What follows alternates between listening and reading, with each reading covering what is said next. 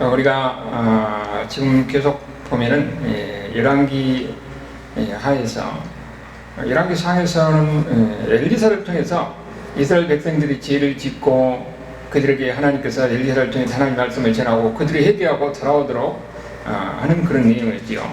그 다음에 이제 열왕기 하에 와서는 하나님이 선지자를 엘리사를 세워서 엘리사를 통해서 이스라엘 백성들 죄를 지적하는 겁니다. 그래서 그들이 지혜에서 돌이켜서 하나님 앞에 돌아오고 어떻게 하면 그들에게 하나님의 은혜가 임할 것인가, 그걸 지금 이야기하는 거죠. 오늘 우리가 보는 내용은 빛을 친 선지자의 여기 그러니까 엘리사의 제자의 아내지요. 그 여인에게 어떻게 하나님의 은혜가 임하는 것인가 하는 것을 이야기를 하고 있어요. 지금 하나님은 엘리사를 통해서 이스라엘에 하나님께서 역사하신 것을 보여주고 있는 거예요. 그럼 여기 내용에 우리가 보면은 이 여인과 같이 해결할 수 없는 이런 문제, 우리가 오전에 봤던 것 설교하고도 비슷하죠. 해결할 수 있는 이런 문제, 이런 문제를 가지고 하나님 앞에 나왔을 때 하나님께서 어떻게 문제를 해결해 주시고 은혜를 베푸신가, 이것을 통해서 하나님은 자기 백성들을 돌보시고 지키시고 인도하시고 필요한 곳을 채우시는 이런 하나님이다 하는 것을 우리가 보인 거예요. 근데 우리가 이런 성경 이야기를 통해서 뭘 알 수가 있냐면은 하나님이 어떤 분인가, 하나님의 품성을 알 수가 있는 겁니다. 이렇게 절박한 상황 속에 있는 그 여인에게, 그 여인이 하나님 앞에 나와서 이렇게 호소할 때에 하나님께서 그들을 돌보시고 필요한 것을 채워주신데 어떻게 채워주시나, 넉넉하게 채우시는 하나님이라는 것을 우리에게 보여준 거죠. 자, 그러면은 1절에 보니까 여인의 그 절박함을 우리가 볼 수가 있어요. 자, 1절에 선지자의 제자들의 아내 중 한 여인이 엘리사에게 부르짖어 이르되 당신의 종 나의 남편이 이미 죽었나이다. 여기 보면은 지금 엘리사의 제자예요. 제자 중에 한 사람이 죽었어요. 그러니까 과부가 된 여인이 지금 선지자한테 호소하는 겁니다. 여러분, 그 당시에 고대 사회에서 과부가 된다 하는 것은 가장 비참한 삶이에요. 자식이 없고 남편이 없으면요, 자기 집안에 있는 재산도 자기가 이어받을 수가 없어요. 그런데 여기는 그나마 이제 아들이 있었잖아요. 아들이 있었는데 빚을 많이 져가지고 이제는 아들을 빚진 사람이 이 종으로 데려가겠다는 거예요. 그러면 상황이 얼마나 절박합니까? 남편은 죽었지. 빚 때문에 이 아들을, 지금 두 아들을 종으로 지금 팔려가는 이런 상황이지. 그런데 또 이 사람이 지금 어떤 사람이냐면은 당신의 종이 여호와를 경외하는 줄을 당신은 아시는 바입니다. 이 사람이 하나님을 경외한 사람이에요. 여러분, 우리가 보면은 하나님 믿는 사람이다, 그 막연히 그렇게 생각하는데 이때가 지금 언제예요? 어목한 이 이세벨의 그 아주 그 탄압 속에서 많은 이 하나님의 사람들이 죽음을 당했거든요. 그 아합과 시대 때는 그야말로 암흑의 시대였고, 이제 아합이 죽고 나서 그 아들 요람이 지금 이스라엘의 왕이 되었는데, 그 당시에도 그러니까 지금 모두가 대부분 다 어떠냐면은 다 바알신을 섬기고 있을 때요. 하나님의 여호와 하나님을 섬긴 사람은 혹시 하나님 뭐라고 보면 엘리에게 아직도 나를 믿는 사람 7,000명을 남겨뒀다고 할 정도로 거의 극소수인 겁니다. 근데 그 중에서 지금 누가 있어요? 나는 지금 이 여인이 하나님을 섬기고 여호와를 경외하는 사람이에요. 이렇게 하나님의 선자의 제자로서 하나님을 경외한 사람이 이미 남편은 죽고 이 빚을 져가지고 자식들이 팔려나가 이런 엄청난 처절한 상황이에요. 우리가 그런 생각을 많이 해요. 나는 하나님을 이렇게 잘 섬기는데 왜 나에게는 이렇게 어려움을 당하고 힘든 일을 당하고 사고가 나고 사업이 안 되고 그럴까? 우리는 그것을 한번 생각해 봐야 돼요. 그러면은 이 여인의 상황을 우리가 이해할 수가 있는 겁니다.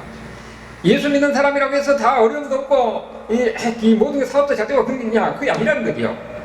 우리가 예수님을 잘 믿고 잘 섬겨도 우리 삶 속에서는 이런 어려움을 당한 사람이 있어요. 여기도 지금 이 여인도 하나님을 경외하는 사람인데 그 어목한 시대한테 목숨을 각오하고 신앙을 지킨 사람인데 지금 이런 어려움을, 아주 큰 어려움, 자식이 팔려나가는 이런 처절한 이런 상황이 있는 거예요. 그럴 때에 어떻게 합니까? 남편의 스승인 엘리사에게 찾아가는 거예요. 그래서 엘리사에게 호소합니다. 지금 호소하는 게 보니까 여기서 그 내용을 가만히 보면요, 뭐라고 하냐면은 무엇을 해주세요 그렇게 이야기하는 것이 아니에요. 자기가 처하는 이런 현실을 그대로 이야기합니다. 나는 남편이 죽었고 빚을 져서 지금 자식은 다 이렇게 지금 종으로 팔려나가게 되었고 이런 상황입니다. 이런 처절한 상황입니다. 그러니까 내가 처하는 그런 현실을 그대로 하나님의 종인 엘리사에게 그대로 이야기하는 거예요.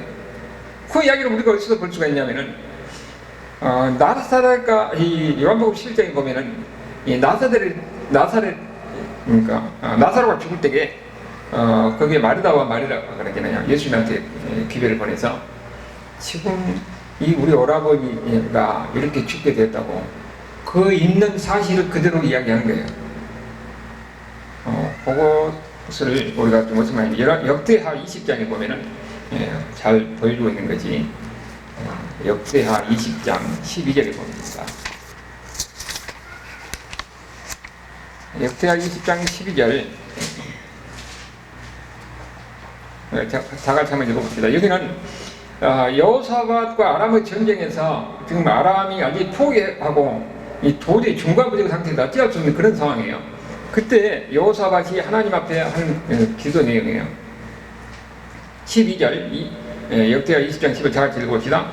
우리 하나님이여 그들을 징별하지 아니하시나이까 우리를 치러오는 이 큰 무리를 우리가 대적할 능력이 없고 어떻게 할지도 알지 못하고 오직 주만 바라보나이다. 지금 여기는 우리가 지금 어떻게 할 방법이 없어요. 저들을 대적할 능력도 없고 어떻게 지금 할지도 모르고 없고 지금 우리가 당하는 현실만 그대로 하나님 앞에 지금 내놓고 있잖아요. 그러면서 뭐라고 합니까? 오직 주만 바라보나이다. 여러분, 이것이 우리에게도 마찬가지예요.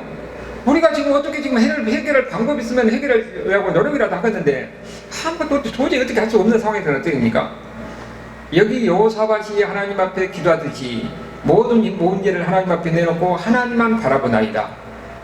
하나님만 바라볼 수밖에 없는 그런 상황이 되는 거예요. 여러분 보면은 여기에 지금 이 여인도 마찬가지고 여호사밧도 마찬가지고 우리도 그런 상황을 얼마든지 많이 경험합니다. 우리가 어떻게 할지를 몰라요. 방법은 하나님께 맡긴 겁니다. 하나님 나를 어떻게 하시렵니까? 내가 지금 이렇게 힘들고 어려운 가운데 있고 처절한 상황인데 나는 지금 어떻게 할지도 모르겠습니다.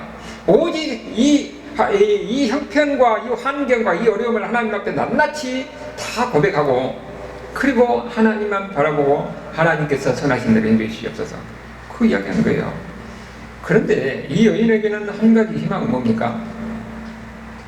그가 하나님을 아는 사람이에요. 세상 사람들은 절망적인 이런 환경이 있으면 자기 나름대로 고민하고 괴로워하면서 어떻게 몸부림치잖아요. 문제를 해결하려고. 그런데 이 여인과 같이 하나님을 아는 사람, 여호사밧 같이 하나님을 경외하는 사람은 지금 어떻게 할지를 모르고 지금 절박한 상황 속에 있을 때는 오직 하나님만 바라본 겁니다.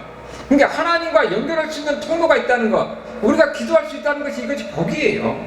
이런 사람은 그야말로 하나님의 특별한 특권을 가진 사람입니다. 이것이 바로 예수 믿는 사람의 특권이에요. 그랬더니 거기에 대해서 엘리사가 대답하죠. 2절에 뭐랍니까? 엘리사가 그에게 이르되, 여러분 우리가 이렇게 가만히 들어보면은 이 앞장에서 어떻게 했습니까? 그 당시에 여호람 왕이 지금 전쟁에 나가면서 어떻게 해요? 엘리사를 초청하잖아요. 그런데 엘리사가 뭐라고 합니까? 나는 당신 볼 일 없어. 당신 안 볼 거예요. 그러잖아요. 왕이 불러도 왕을 상대해주지 않는 엘리사예요. 여호사밧이 아니면 내가 당신 볼 일도 없고 당신한테 오지도 않았을 것이고 그렇게 얘기하는 겁니다. 그런데 이거는 누구예요? 이름도 없는 한 여인 과거의 호소에 엘리사가 대답하는 겁니다. 이것이 우리에게 굉장한 의미를 주는 거지요. 그 호소에 응답하는 거죠. 하나님의 반응이에요. 하나님을 알지 못하는 그 사람이 세상의 왕이든 어떤 절대 권력자이든 죄악과 이런 그야말로 악을 행하는 그 가운데 있을 때는 하나님은 그들을 듣잖아요.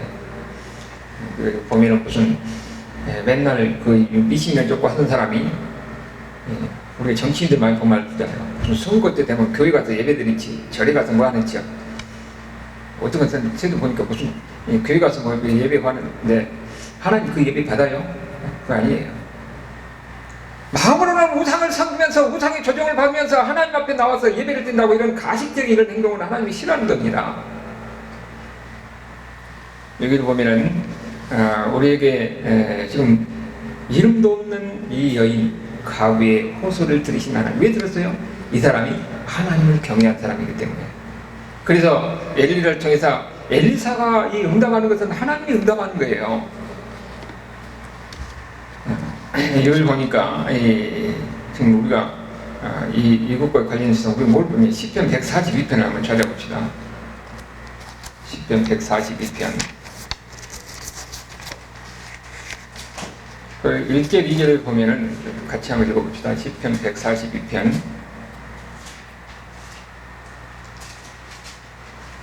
자, 다 같이 읽어봅니다. 내가 소리내어 여호와께 부르짖으며 소리내어 여호와께 간구하는도다. 내가 내 원통함을 그의 앞에 토로하며 내 우한을 그의 앞에 진술하는도다. 여기는 보면은 절박한 순간에 누구를 쳐다봅니까? 여기 지금 여기 제목에 보면은 다윗이 굴에 있을 때 지은을 마스기를 기도라고 그랬잖아요. 지금 굴에 있으면 사울에 쫓겨서 굴에서 피하는 거예요. 지금 누구한테 지금 상황이 아주 급박한 상황입니다. 누구한테 도움을 청할 수 있는 상황이 전혀 아니에요. 그래서 오직 하나님만 바라본 겁니다. 하나님만. 이 원통함, 이 억울함을 누구한테 호소합니까? 하나님 앞에 호소하는 거예요. 그래서 우리가 지금 무엇인가 우리가 하나님을 알고 하나님 앞에 기도하고 내 어려움을 하나님 앞에 드러내놓고 기도할 수 있다는 것이 이거 믿는 사람들만 가지면 특권이라는 거예요. 그러니까 우리 좀 어떻게 되세요? 나름대로 다 어려움이 있고 아픔이 있잖아요. 그럴 때는 하나님 앞에 나와서 기도해야 된다는 겁니다. 누구한테 호소해요? 사람한테 호소하는 것이 아니라 하나님한테 호소하는 겁니다. 여기에 대해서 하나님이 응답하시는 겁니다. 하나님이 보니까 그 반응이 지금 어떻게 나온 거 했더니 하나님은요 대부분 보면은 근데 절망 속에서 하나님은 이 절망 가운데 하나님이 역사하신 것도 우리가 이렇게 보이는데 여기 상황도 그러잖아요. 아무것도 없잖아요. 아무것도. 지금 여기 보니까 뭐라고 그랬어요? 너는 밖에 나가 지금 이 절에 보니까 내 집에 무엇이 있는지 내게 말하라. 그가 이르되 계집종의 집에 기름 한 그릇에는 아무것도 없습니다. 얼마나 가난한지 알 수가 있잖아요. 아무것도 없어. 집에 아무것도. 그럼 오직 기름 한 그릇 이것밖에 없습니다. 그건 절망적인 상황인데 하나님이 여기서 보면은 이 절망적인 상황에서 하나님이 그에게 어떻게 희망을 주느냐. 하나님은 절망을 희망으로 바꾸시는 하나님이라는 것을 이 이야기를 통해서 우리에게 보여주는 거예요. 절망적인 상황입니다. 절망적인 상황에서 하나님 앞에 나와서 이 내 형편을 아뢰고 그랬더니 하나님께서 어떠냐 절망을 희망으로 바꿔준다. 우리가 500의 사건도 마찬가지예요. 지금 보니까 그 광야에서 먹을 것이 아니라고는 아이가 가지고 있는 이 빵 5개하고 물고기 20마리밖에 없어. 아무것도 없는 상황입니다. 그야말로 절망적인 상황인데 그래서 지금 바라볼 것은 사람 앞에 바라볼 것 없어요. 오직 예수님 앞에만 제자들이 믿음이 있다면 예수님 앞에 바라본 겁니다. 하나님을 바라봐야 돼요. 아무것도 없는 암울한 상황에서 하나님을 바라볼 때 하나님은 그 절망을 소망으로 바꿔주고 절망을 희망으로 바꿔주는 이런 하나님이라는 것을 알게 되는 거죠. 우리가 보면 언제 하나님을 경험하느냐. 내가 무엇인가를 가지고 있고 무엇인가를 여유가 있으면 하나님을 경험하지 않아요. 그리고 하나님의 은혜를 줘도 이것이 하나님의 은혜가 주신 것이라고 생각하지 않는 겁니다. 그럴 때에 아무것도 없을 때에 사람이 그렇기 때문에 우리에게 때로는 아주 절박한 상황으로 몰고 가는 거예요. 거기서 하나님을 매달리고 거기서 하나님을 부르게 하고 그래서 하나님이 채워주면 이건 하나님이 준 것이다. 그 고백이 나오게 하는 것이죠. 지금 여기에서 보니까 아무것도 없는 상태에서 역사하잖아요. 그래서 엘리사가 명령을 해요. 3절에 보니까 너는 밖에 나가서 모든 이들에게 그릇을 빌리라. 빈 그릇을 빌리되 조금 빌리지 말고. 그러니까 얼마나 가난했으면 그릇도 없어요. 그릇도. 그러니까 가서 이웃집에서 다 그릇을 있는 대로 다 빌려갖고 오라고 그렇게 얘기하죠. 그랬더니 나가서 그대로 순종을 합니다. 근데 우리가 지금 여기 보면은 사실에 너는 내 두 아들과 함께 들어가서 문을 닫으라고 그래요. 그 모든 그릇에 기름을 부어 차는 대로 옮겨 놓으라. 그랬더니 이제 그 주인이 그대로 한 거지요. 우리가 여기서 지금 뭐가 일어났습니까? 하나님의 기적이 우리가 일어나는 걸 보는 거죠. 그런데 하나님의 기적을 보니까 이것은 어떻게 해서요? 문 닫고 아무도 못 보게 해요. 그런데 우리가 성경에 보면 어떤 때는 하나님이 어떻습니까? 다른 사람이 다 보는 앞에서 보도록 그렇게 기적을 행합니다. 예수님이 그랬지요. 예수님은 기적을 행할 때에 다른 사람이 다 보도록 보는 가운데서 기적을 행했어요. 그럼 예수님이 한 기적은 뭡니까? 예수님이 바로 하나님이라는 것을 보여주기 위해서 다른 사람한테 보는 가운데서 기적을 행했던 거죠. 그런데 여기서 보는 건 어떻게 됩니까? 아무도 봐주지 않는 가운데서 기적을 행하는 거예요. 근데 일반적으로 보면은 하나님은 그 사람에게 기적을 행할 때 다른 사람이 보지 않는 가운데서 기적을 행해요. 왜냐하면은 나한테 기적이 임했다 그러면 사람이요 은근히 교만해집니다. 교만해지면은 그게 분명히 사단의 밥이 돼요.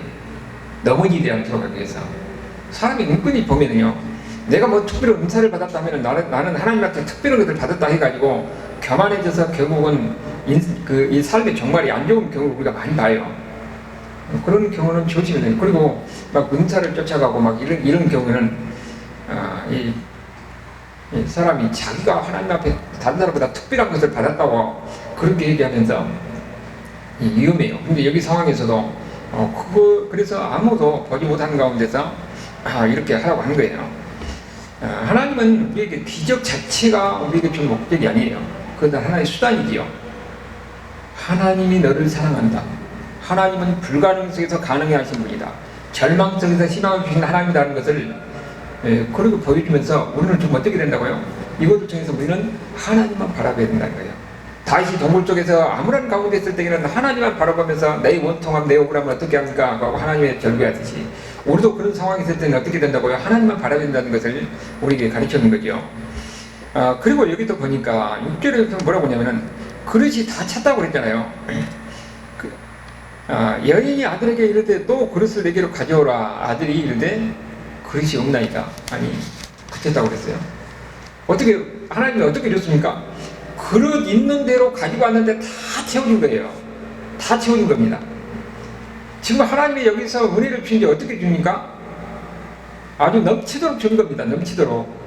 기적을 통해서 그에게 은혜를 주는데 넘치도록 주는데 어느 정도 은혜를 줬냐? 실제로 보니까 그 여인이 하나님의 사람에게 나가서 말하니 그가 이르되 너는 가서 기름을 팔아 빚을 갚고 남은 것으로 너와 내 두 아들을 생활하라. 여기 보니까 이 여인이 지금 어떻게 했습니까? 남편이 죽고 빚 때문에 두 아들이 종으로 팔려나게 됐잖아요. 그래서 지금 이 엘리사 앞에서 호소하는 것은 엘리사 앞에서 하나님 앞에 호소하는 거죠. 지금 내가 빚 때문에 내 두 아들이 지금 종으로 팔려나겠습니다. 이게 어떻게 합니까? 하고 얘기했더니 하나님은 어떻게 줬어요? 이 아들이 종으로 팔려다가 빚만 갚은 게 아니라 오히려 나머지를 갖고 그를 팔아서 생활할 수 있도록 충분하게 준 것을 여기서 우리가 보게 되는 거예요. 하나님이 이렇게 준다는 겁니다. 어떻게 준다고요? 우리의 필요한 것만 주는 게 아니라 넉넉하니 채워주시는 하나님이라는 것을 이 기적을 통해서 우리가 보이는 거예요. 그런데 우리는 이런 경우가 있어요. 어떤 때는 기도 응답할 때에 하나님 어떻게 기도 응답하시냐면은 하나님 내가 지금 정말 100만 원 필요합니다. 그런 이야기를 많이 해요. 그러면은 때로는 하나님이 정확하게 그 100만 원을 채워서 줍니다. 그런 경우는 뭐냐면은 이것은 하나님이 내가 기도하니까 그대로 하나님이 응답하셨구나. 그것을 느끼도록 하는 거예요. 어떤 분이 좀 간증할 때 보니까 그렇게 우리가 그런 이야기를 우리가 많이 들었을 거예요.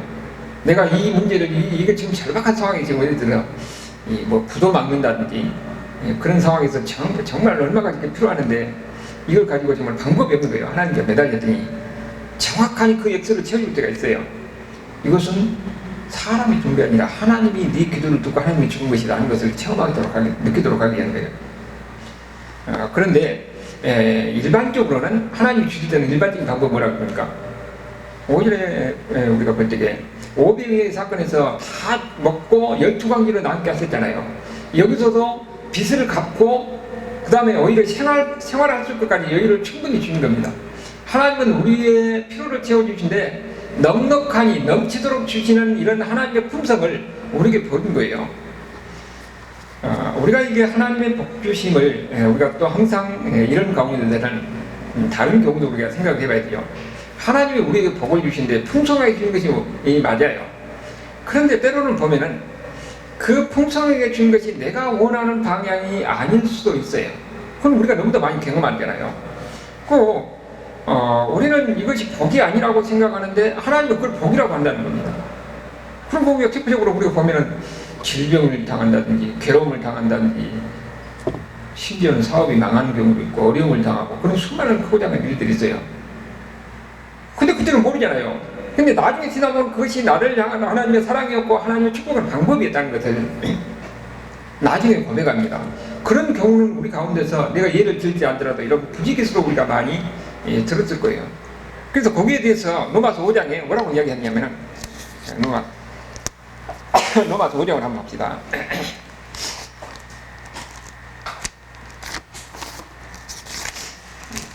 로마서 5장에 보니까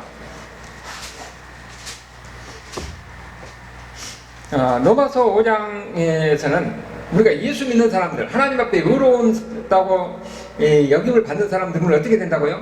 항상 마음에 평안이 있어야 된다는 거죠. 하나님이 나를 지어서 구해주셔서 하나님의 의로운 자녀가 됐으니까 우리 마음속에 항상 평안이 있어야 되는 거죠. 그런데 여기 5장 2절에 보면은 또한 그로 말미암아 우리가 믿음으로 서 있는 이 은혜에 들어감을 얻었으며 하나님의 영광을 바라고 증거하느니라. 우리는 예수님 안에서 항상 평안하고 즐거워하는 것이 예수 믿는 삶이에요. 의로운 자의 삶이에요. 그런데 이것뿐만 아니라 3절에 그랬잖아요.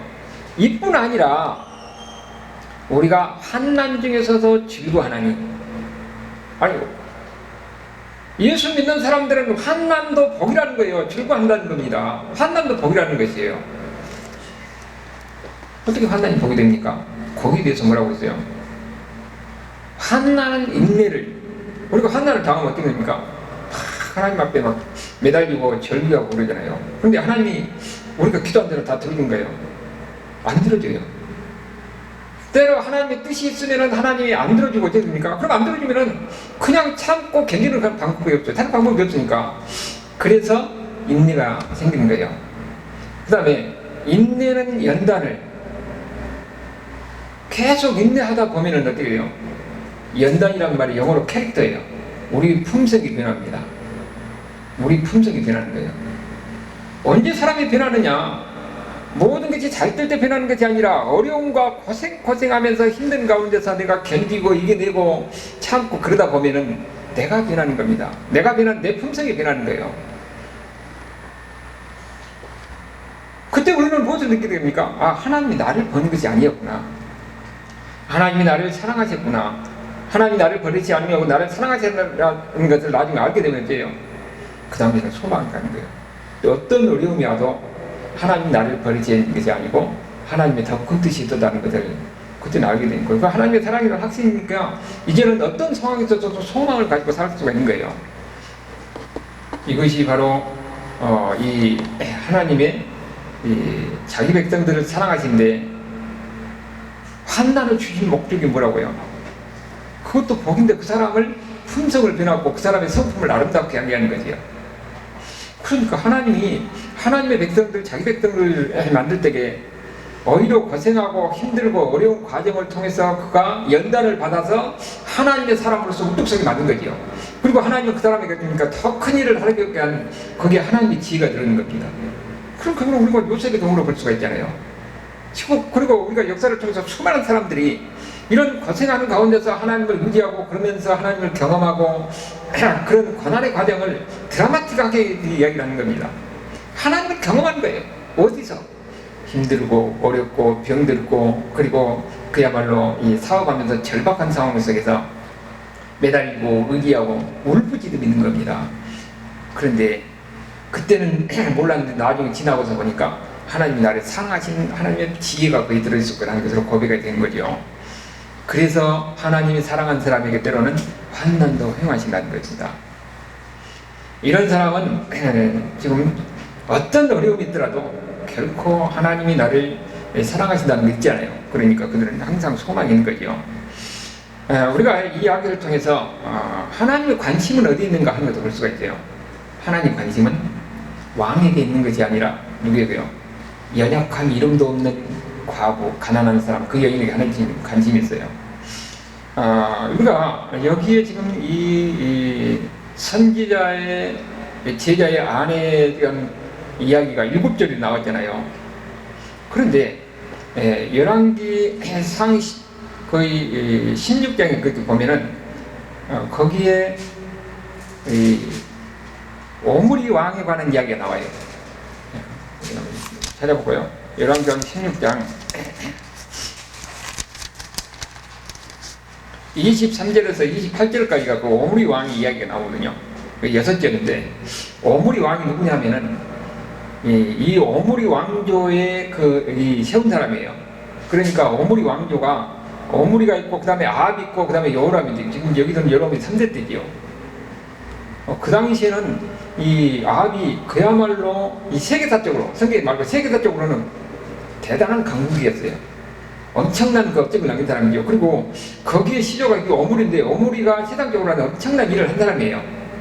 그런데 하나님은 여기에 대해서는 6절로 이야기하는데 이름도 없는 과부에 대한 이야기는 7절이 나왔어요. 하나님의 관심이 누구에 있는가 하는 것을 우리에게 보이는 거죠. 그 엄청난 업적을 하는 그 왕에게 있는 것이 아니라 하나님은 여기에 이름도 없고 가난한 가운데 하나님을 경외하고 하나님 앞에 부르짖는 이 사람에게 하나님이 더 많이 관심이 있다는 것을 우리에게 보이는 거죠. 우리가 지금 하나님 앞에 이게 세상에 볼 때는 별것 일 없는 사람이지만은 하나님은 우리의 기도를 더 들으시고 우리에게 더 관심이 있는 거예요. 세상의 권력이라든지 아니면은 이 세 사람의 이 명예가 있고 다른 사람의 대단한 이름 있는 사람에게 거기에 하나님의 관심이 있는 게 아니라 하나님을 뵙는 하나님의 백성들을 처절하게 하나님 앞에 매달리는 그 하나님의 백성들을 관심이 있다 하는 겁니다. 우리가 보면은 항상 그런 얘기를 해요. 아니 하나님이 나를 알려야지 내 기도를 들을까? 여기 보니까 뭐라고 해요? 그게 아니라는 거죠.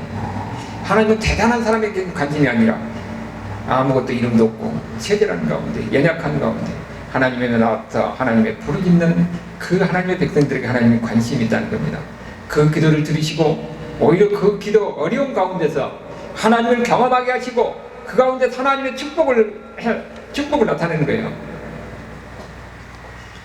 그러니까 때로는 보면은 환난이 오히려 하나님의 축복을 통해일 가능성도 있다 하는 것을 항상 우리는 이런 관점에서 우리 가운데 일어나는 크고 작은 일을 다 볼 수 있는 그런 안목이 생겨야 돼요. 그렇기 때문에 어려움이 있을 때는 여기 선지자의 아내처럼 어떻게 됩니까? 내 모든 것을 다 드러내놓고 내 아픔, 내 어려움, 내 심정 하나님 앞에 다 드러내놓고 하나님 앞에 기도하는 겁니다.